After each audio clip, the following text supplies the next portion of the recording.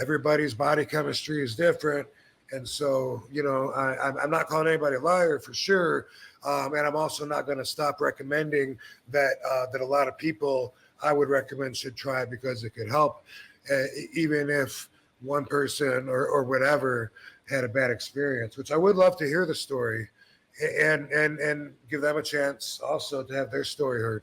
Yeah, absolutely. You want to get the word out and get different perspectives on stuff, and then make a decision that way. A lot of times, so yeah, I totally agree with that. Some couple wrestling questions we got here. Here's a good one. You might have answered this one before, though. I think that let's see if you have it.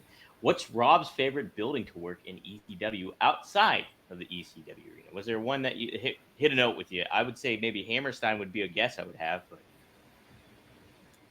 That's going to be hard to outdo. I'm thinking Hammerstein Ballroom also, which is the New York home of ECW. At the time, there was like a little feud going on between New York and Philadelphia with the fans, as far as like, who had the rights to ECW, who were the better hardcore fans.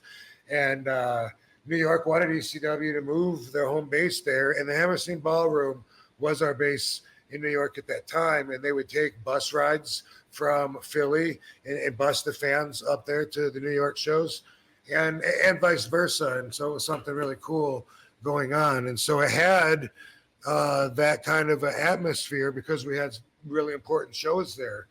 I don't know if we ever did any unimportant house shows there. Maybe it was always pay-per-view, but for that reason, I liked being there because of that atmosphere. Coming into ECW, also in New York, I liked the Elks Lodge in Queens. That was part of breaking my cherry, introducing me to this whole world, the music, the blood, the adult themed wrestling, the violence, the titties. Thinking of the girls in Queens holding their shirts up in the crowds, what I'm thinking of. But that was awesome. Lots of good memories from there. Um, it was cool. We only did it once, but it's pretty cool. We did the Olympic Auditorium in Los Angeles. Very historical building and a nice arena. I always liked it when they were nicer. That never changed throughout my career. I got some heat for saying Madison Square Garden had some shitty dressing rooms, so wasn't excited about being there. yeah, All of our bags are crowded in on each other. There's no room for two people to get dressed at the same time in the dressing room, and it was the shits. One toilet, someone already's pissed all over it before the show even starts. That's how I remember the buildings. So for me, when we were somewhere, even if it was like the Manta Ray Civic Center, sweet Civic Center, boom, that sounds awesome. yeah. I remember the story you told about Jim Thorpe, that arena, and the porch like almost collapsing, or you were fearing it. Yeah, almost fell off the hill, off the fucking hill. Yeah. What a shit! Yeah, what a shitty. That was one of the worst dressing rooms. There was no lights in there. It was so dark, and it's outside because it's a porch that hangs out over the cliff, and it's outside of the bar with like a tent material, canvas or something over it, and it was just the shits. It was wet. The carpet was soaked from rain. Yeah, and with WWE, I did expect more. I know our ideology says don't have expectations. All they'll do is set you up for disappointment.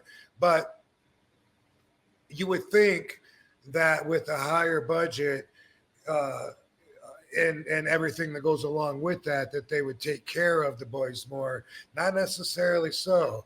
I always felt like we were just, I don't know, we were just animals, and the guys on top were the meat peddlers. I've used that expression a lot, but that is really what it felt like to have all of us all in sometimes the showers don't even have warm water. Like what? Somebody couldn't have checked that before we got here.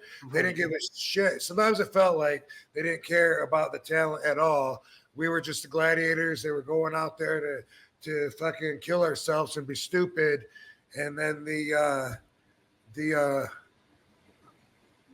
McMeat handlers on top, you know, just made the money. They made the Meat cash. peddlers, the meat peddlers. I'd never heard that term before you said it. It's a way that I use it to describe a very degrading perspective of one's self in the importance and in the brutality and everything of what we do and what it means. And we're animals. We're all dirty. You know, just throw us a fucking pig down on our cold cement floor. We'll fight for it to eat. Sometimes that's how it felt. Oh, they don't need silverware. Fuck them, you know. And then you know, dress us up and give us an outstanding 5-star image to the public. You know what I mean? It felt like that a lot. Yeah. Yeah. Seth chimed in $5. Thanks, Seth. Elks Lodge. Always, bro. He's our man. He's always he can't out, do man. it. Hopefully someone can. Yeah, right. That's our song, dude. All right, go ahead. All right. Elks Lodge felt most underground and extreme. Poughkeepsie was big and loud and fun too, he says. Poughkeepsie. Yeah, I enjoyed Poughkeepsie. You know, not necessarily the dressing room so much. You went downstairs and there was a few rooms you had to pick, like who you're going to be crowded in with, you know, and fit in there. And it wasn't like tables and chairs and shit like that. You know, it was, there was in the main opening room, if you wanted to dress in the main room where all the girls and everyone is socializing and whatever, but you don't. You go into the rooms and change, or you go into the bathroom actually there and change your stuff that you don't want to show the girls or what, you know, it was like that. So when I think about that, but also I would smoke downstairs.